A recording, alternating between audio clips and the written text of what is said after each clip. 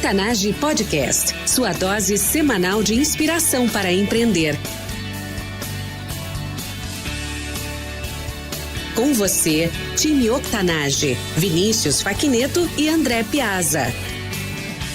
Bem-vinda e bem-vindo ao Octanage. Eu sou André Piazza e essa não é a minha voz, essa é a minha voz resfriado. E eu sou o host desse podcast junto com o Vinícius Faquineto. Todas as semanas entrevistamos empreendedores incríveis, gente de fibra como eu e você, com histórias de transformar ideias em negócios de verdade. O Octanage é combustível para empreender. Contando histórias de transpiração, queremos inspirar uma nova mentalidade para impulsionar você a empreender mais e melhor através de ensinamentos simples e dicas práticas. No nosso website octanage.com você encontra todos os recursos mencionados neste episódio. Livros, filmes, pessoas e recursos para ajudar você a transformar o seu negócio. Acesse octanage.com/e049 para fazer o download desses recursos. Nosso convidado especial de hoje é mestre em tecnologias educacionais pela Universidade de Oxford, CEO e fundador da Leo Learning Brasil, uma multinacional inglesa que é uma das maiores empresas do mundo no desenvolvimento de tecnologias educacionais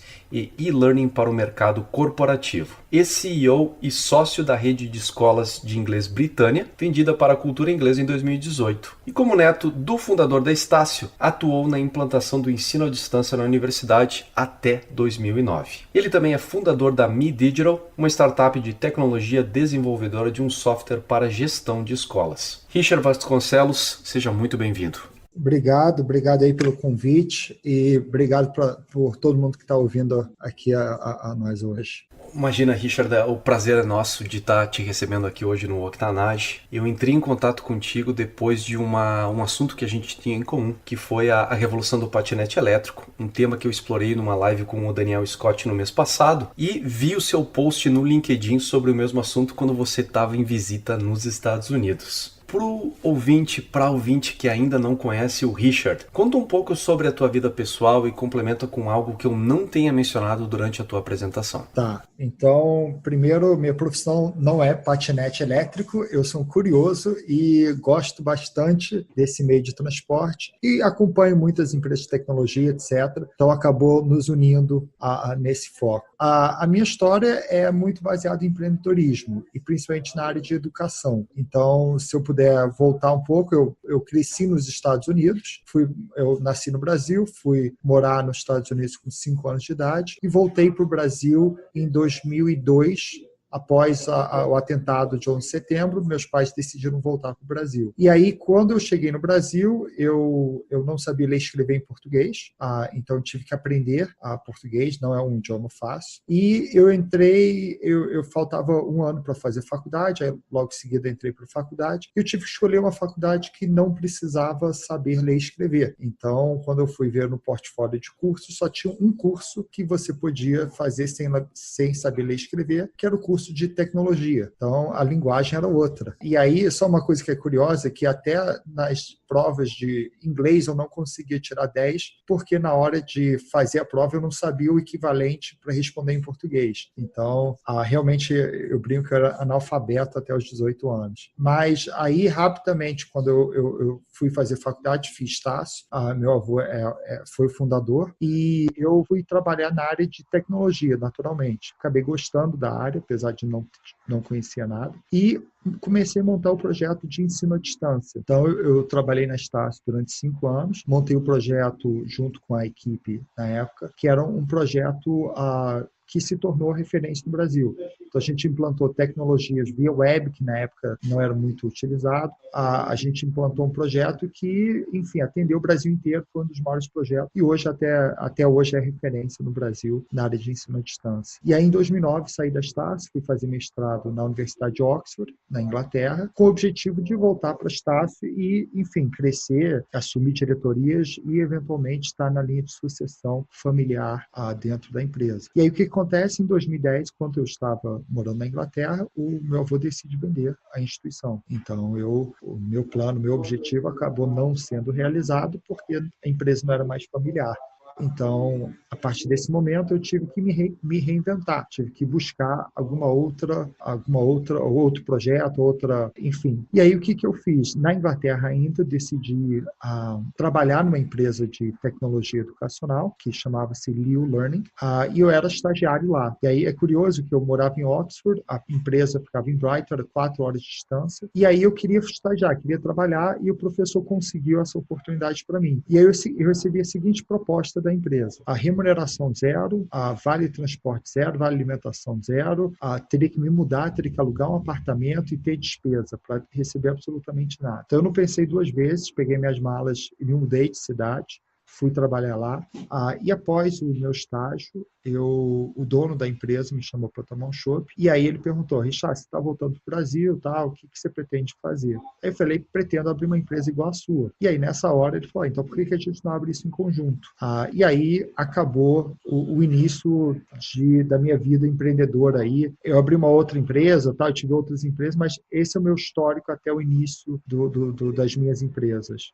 Tanta coisa curiosa nessa história, né, Richard? Inclusive a ironia de justamente você chegando no Brasil e hoje com, enfim, um grupo de empresas, toda uma experiência na área de educação, e você justamente ter sido desafiado nessa área, justamente por não ter a fluência no português escrito e no português lido. E como isso, na verdade, teve repercussões, na verdade, que os trouxe até aqui hoje. Né? Então, são mais de 15 anos de experiência, Richard, em educação nos segmentos de tecnologia educacional, educação corporativa, ensino superior, gestão de escolas e cursos de idiomas, né? Uma experiência super completa. Sobre os frutos dessa vivência, qual a sua maior competência hoje? Eu acho que, primeiro, só falando do desafio de educação, eu tive 2 desafios. Quando eu fui morar nos Estados Unidos, todo mundo sendo alfabetizado, eu não falava inglês. Então, eu tive que rapidamente aprender inglês para 2 anos depois conseguir. Então, tive um momento ali diferente. E depois, quando eu voltei para o Brasil, tive que me alfabetizar de novo, enquanto todo mundo estudava para o Enem, eu querendo primeiro aprender a ler e escrever. Então, o desafio realmente foi grande. Em relação às minhas maiores habilidades, eu acho que é a criatividade, é olhar para desafios, problemas de clientes ou de mercado e criar alguma solução diferente ou um olhar diferente para aquele problema. E eu acho que esse talvez seja, e claro, estou falando especificamente na área de educação. Sobre essa competência, essa habilidade de encarar um problema de mercado ou um problema trazido pelo cliente e criar essa solução através da criatividade. O que os nossos ouvintes não sabem e precisam saber sobre isso? Sobre criatividade, eu digo que a principal coisa é que você pode e deve falhar. Você não deve achar que você vai acertar, você vai e você precisa experimentar. Eu brinco que eu prefiro falhar 10 vezes e toda hora ir consertando do que ficar o tempo todo dentro de casa tentando fazer a coisa perfeita. Então, muitas vezes, muitos empreendedores, eu vejo que eles erram porque eles ficam muito focados no produto, querem ter o melhor produto do mundo, querem ter o melhor serviço, quer ter o melhor site, Só que não adianta. O mais importante é você lançar uma coisa que está mais ou menos, porque você vai receber feedback, você vai ver as falhas, e você vai se ajustando e você vai aprendendo com os erros. Então, eu acho que é reconhecer o que eu posso falhar e eu devo falhar, só não posso ficar falhando a mesma coisa, claro. Repetir as falhas, aí já não é mais sinal de inteligência, mas fazer das falhas um processo de aprendizado é sinal de bastante inteligência, não é mesmo? Com certeza. Falando sobre falhas, né, e talvez até um passo anterior, né? Qual o teu momento mais difícil como empreendedor? Como é que você fez para superar esse momento? Tá, eu acho que o mais difícil foi no ano passado. Eu vendi uma das empresas dentro do grupo. Então, uma das empresas que a gente tinha era um curso de inglês, e a gente vendeu a empresa para a cultura inglesa, aqui no Rio de Janeiro. E aí, o momento que eu tive que anunciar essa venda para os colaboradores.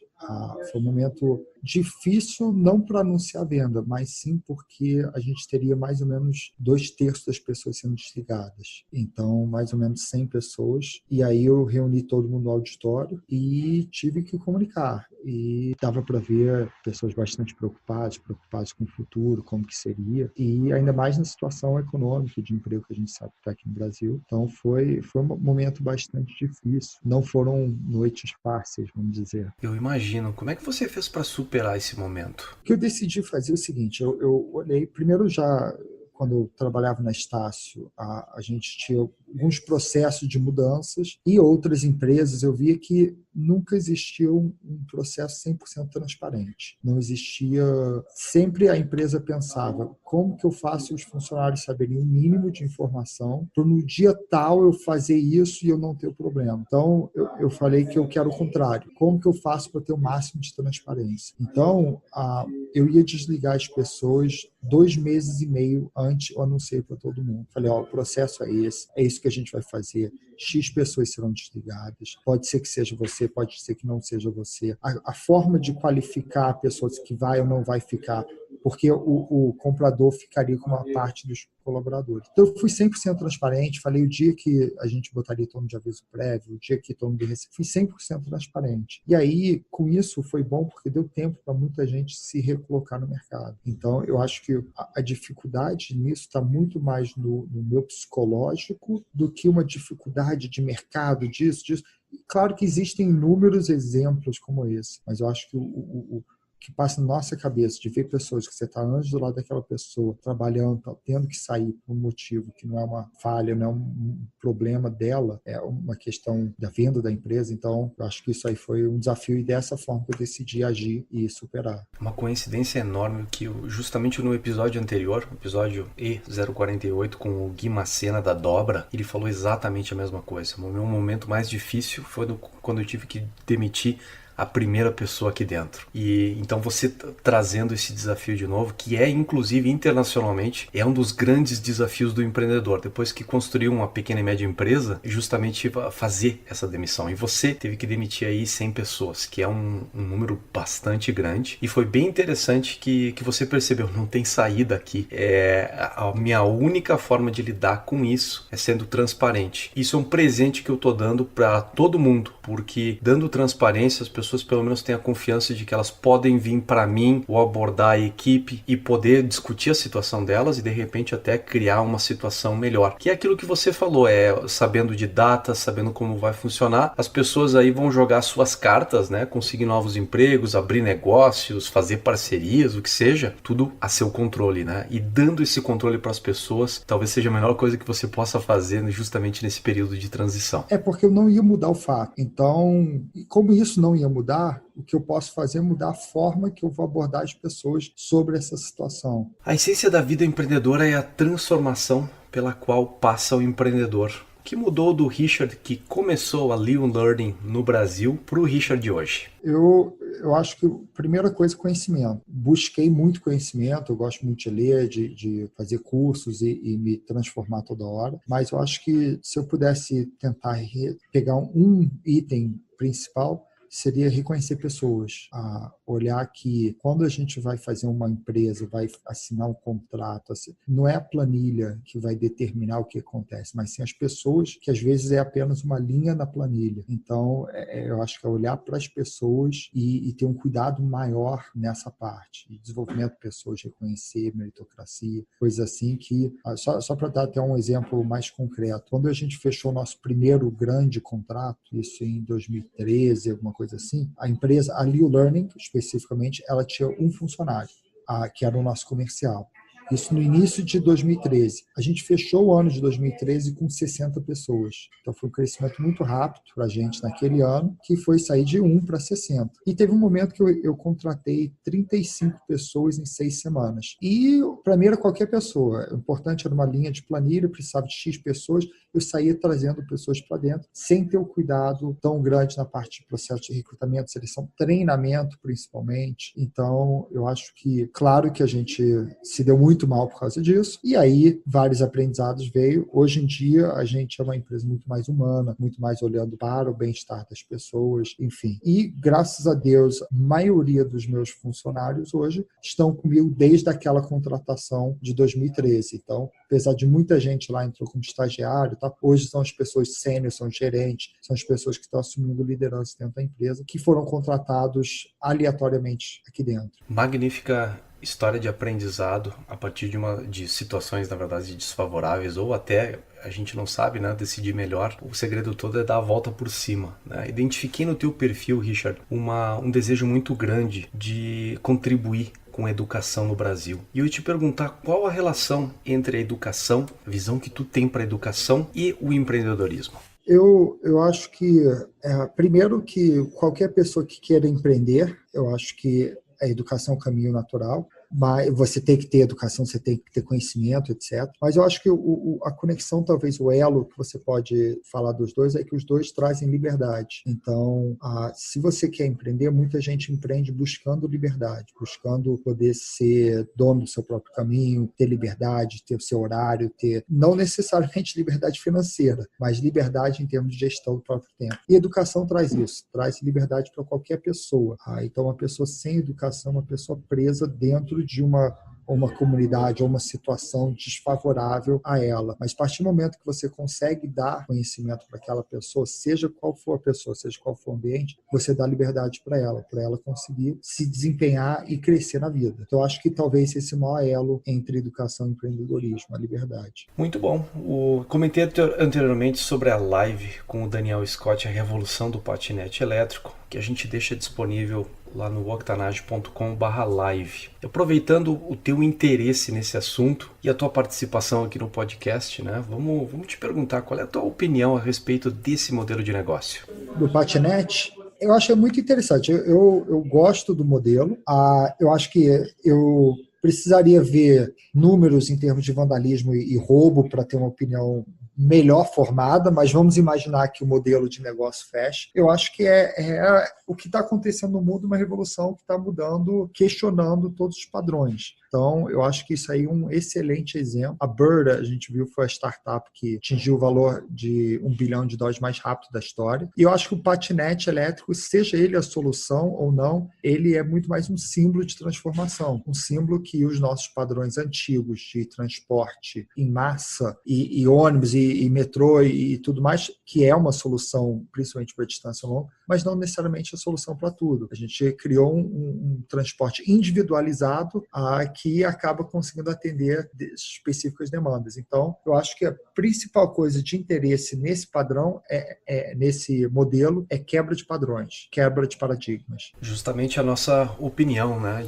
é uma revolução para a mobilidade urbana e é algo diferente porque ela não substitui, mas ela complementa todos aqueles outros modelos que você já mencionou, né? Carros, táxi, metrô, ônibus e assim por diante. E principalmente nas curtas distâncias, com um potencial tremendo aí de trazer agilidade, inclusive criar novas oportunidades, não é mesmo? Porque tem o famoso juicer, que é o cara que reabastece, que vai lá e durante a noite coloca o patinete para carregar e disponibiliza no dia seguinte na posição inicial do patinete. É uma situação completamente nova. E potencialmente, inclusive, você consegue andar umas boas milhas em um bom tempo com o dinheiro que você ganha fazendo o juicing no dia anterior. Então é praticamente como se você conseguisse utilizar o patinete durante o dia inteiro e ser pago ainda por isso, né? No final das contas. Então tem tanta coisa que é diferente e que é disruptivo justamente por ser diferente, mas complementar. E talvez daí seja o segredo da Bird ser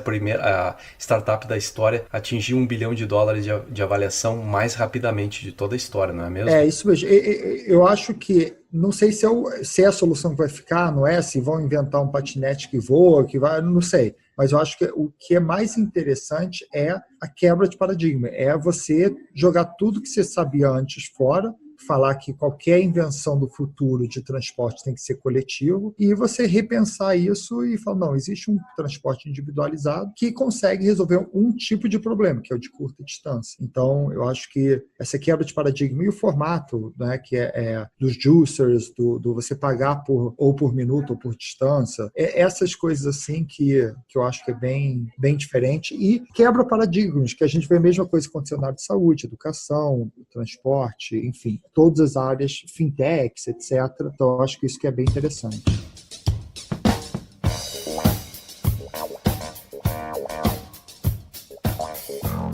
Aproveitando essa transição para o jogo rápido do episódio. Essa trajetória que a gente acabou de escutar, de encontrar obstáculos enquanto se persegue um sonho ou uma visão, é a trajetória de muita gente nos negócios. Eu acredito que o obstáculo que se apresenta na nossa caminhada é o caminho que a gente precisa perseguir. E eu me dou conta de que muita empreendedora, muito empreendedor, precisa de ajuda para solucionar os seus desafios. Por isso, resolvi oferecer mentoria exclusiva para o nosso público aqui do Octanage. Trabalhar diretamente comigo e com o Vinícius em identificar e entender essas dificuldades, quebrar o desafio em partes e trabalhar em soluções concretas para aquilo que você está evitando, adiando ou que lhe deixa inquieta porque não sabe como resolver. Clique em octanage.com/mentoria e submeta sua aplicação. Essa é a sua oportunidade de trabalhar com mentores experientes com uma abordagem estruturada para transformar o seu projeto ou negócio agora em 2019. No Jogo Rápido, coletamos dicas e recursos no formato de perguntas curtas e respostas rápidas. Faça o download dessas respostas em octanage.com/e049. Richard, qual o hábito pessoal e diário que mais contribui para o teu sucesso? Para mim seria leitura, seja em papel, físico ou audiobook. Leitura em inglês ou em português ou em ambos? Em ambos. Hoje em dia já ambos. Tranquilamente, não tem problema. Gosto muito de livros em inglês também, mas como eu moro no Brasil, eu acabo comprando muitos livros no Brasil. Quando eu vou para os Estados Unidos, eu aproveito para trazer alguns para cá. O que você, como empreendedor, não pode viver sem? Primeiro, meu celular, isso sem dúvida, mas eu acho que é sem novos conhecimentos, sem novos desafios, sem buscar alguma coisa diferente que me motive. Se eu entrar numa rotina, aí eu não consigo ficar numa rotina, ficar parado. Combustível para empreender. Quem é a pessoa que você utilizou como modelo ou inspiração nessa trajetória? Eu acho que a pessoa, para mim, de referência seria o João Show, que é meu avô, que foi o fundador da Estácio. Como eu era muito próximo dele, a gente jantava 3, 4 vezes por semana, eu estava em muitos momentos e de decisões importantes da universidade, e aí eu consegui aprender muito. Então, para mim, foi o modelo, e é um modelo que inspira muita criatividade, porque essa é uma das bandeiras que a Estácio tinha, era sempre estar inovando. Uma situação que eu consigo, inclusive, me relacionar pessoalmente com isso, que uma das minhas grandes inspirações também foi meu avô. Era um industrial e aprendi grandes lições de vida e de negócios com ele também. Legal. Então, bem feliz aí que quando a gente está completando aí 50 episódios postados no Octanage, alguém chegou e levantou a bandeira. Meu avô foi uma grande inspiração. Só que eu acho que uma coisa que é legal é justamente o choque de gerações, que você consegue aprender muito com uma pessoa mais velha. Com pai, mãe é diferente, porque eles sempre querem te educar, não é? Tá fazendo certo, tá fazendo errado. Então, com o avô, eu acho que tem pulo uma geração e trouxe, pelo menos para mim, uma aprendizagem muito boa. Tem espaço para um terceiro estado, né? Que não é o certo nem o errado, é um outro estado e aí naquele estado podem surgir possibilidades, oportunidades, enfim, um espaço para que a gente, inclusive, se sinta à vontade para aprender aquela sabedoria que os avós conseguem nos passar. Realmente uma dica fantástica. Dica de uma ferramenta para empreendedores e por quê? Uma ferramenta eu diria, em termos de conhecimento, Audible. Acho que é uma ferramenta fantástica de audiobook, onde você consegue ganhar conhecimento enquanto você está na academia, no carro, fazendo qualquer coisa. Então, só o Audible eu consigo pelo menos 2 a 3 livros por mês a mais do que eu não conseguiria em tempo que eu estaria jogando fora, que é literalmente no carro, na academia. Já que você mencionou o Audible, alguma dica de um audiolivro, um audiobook que você recomende para o nosso público empreendedor, Richard? Tá, o que eu estou terminando agora, eu vou indicar, é Princípios, do Ray Dalio. Acho um excelente livro, acho que guia quais são os princípios que você deve ter na sua vida e como empreendedor ou como executivo de qualquer empresa. Maravilha, tá anotado então. A dica de um livro agora, um livro não precisa ser em audiobook, pode ser um livro convencional para o nosso público empreendedor. Tá, um livro que eu gostei muito é A Marca da Vitória, que conta a história da Nike, então, do Phil Knight. Acho que é um livro fantástico, porque ele, durante 18 anos, fazia a mesma pergunta para a mulher dele, ou todo mês, toda semana, tal, que era: o que a gente vai fazer quando quebrar? E você imaginar que durante 18 anos o fundador da Nike tinha essa preocupação do que fazer quando ele for quebrar. Então, momentos que ele fala: não, eu posso voltar a dar aula, eu posso voltar a ser consultor, vamos fazer um plano para eu começar a pegar umas horas na faculdade. Então, o tempo todo, durante 18 anos, ele estava preocupado em quebrar. Essa mentalidade, essa visão ajuda a gente a ver, na verdade, como empreender na verdade não é uma luta, mas é um dançar com atenção e o trabalho emocional o tempo inteiro. Então tá aí, a Nike é talvez uma das marcas aí de maior sucesso do mundo, historicamente, e o cara durante 18 anos manteve a disciplina de perguntar periodicamente, né? Olha, na hora que quebrar, o que a gente faz? Então é realmente para ver que existe essa dança com atenção e o próprio trabalho emocional que é construir uma empresa, um negócio e tocar isso adiante. Mesmo depois de bem estabelecido, isso continua, não é mesmo, Richard? Sim, com certeza. Até porque eu brinco, principalmente para quem está no Brasil, que no Brasil até o passado é incerto. Então, aqui no Brasil é complicado empreender.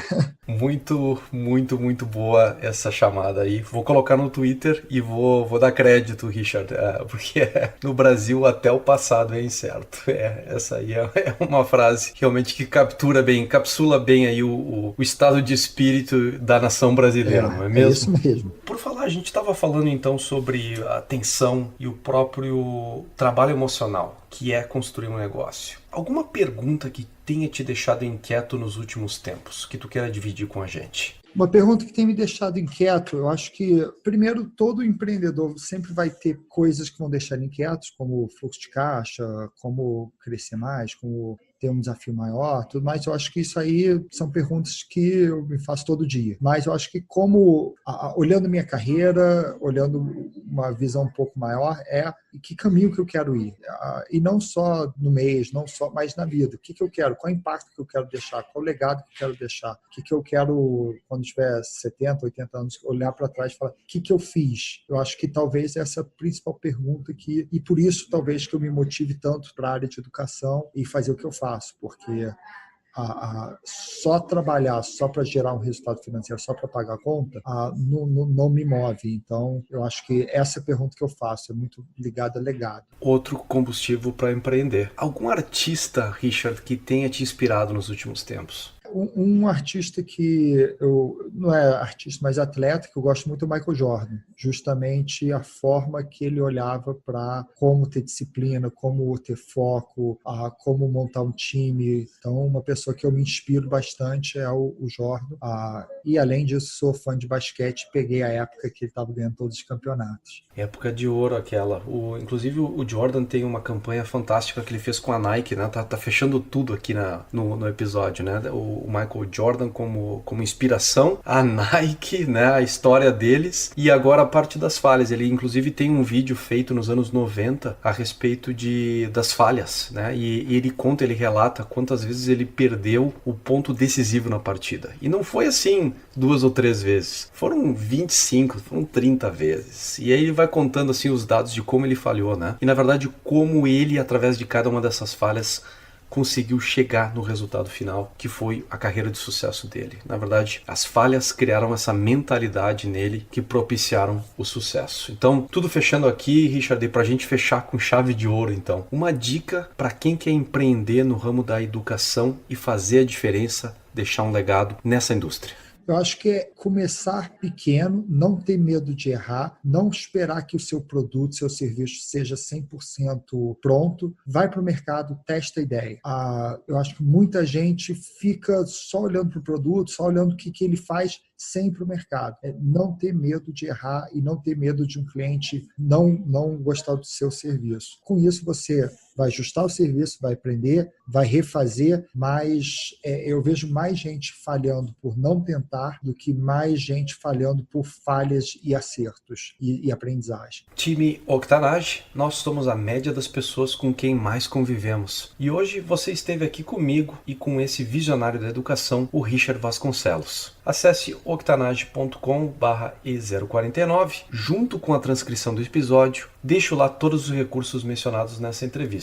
Pessoas, links, ferramentas e muito mais. Para conectar com o Richard, acesse octanage.com/comunidade e crie o seu usuário. Você poderá interagir diretamente com ele e com toda a nossa comunidade de pessoas que vivem no seu dia a dia a extraordinária mentalidade empreendedora que hoje aprendemos com o Richard. O Octanage está aí com episódios novos toda semana. Não quer perder a nossa próxima entrevista? Segue a gente nas redes sociais, inclusive as plataformas de podcast como Spotify, Deezer, Apple Podcast, Castbox, Player FM e muitas outras. Uma forma fácil de incluir hábitos para desenvolver o seu potencial empreendedor na sua rotina. Richard, mais uma vez, muito obrigado por ter estado aqui conosco e por ter compartilhado tanto dessa trajetória rica no ramo da educação e experiências de vida, e de negócios no mundo afora com o nosso público aqui no Octanage. Eu que agradeço aí todos os ouvintes e muito boa sorte para todo mundo. Time Octanage, até a próxima.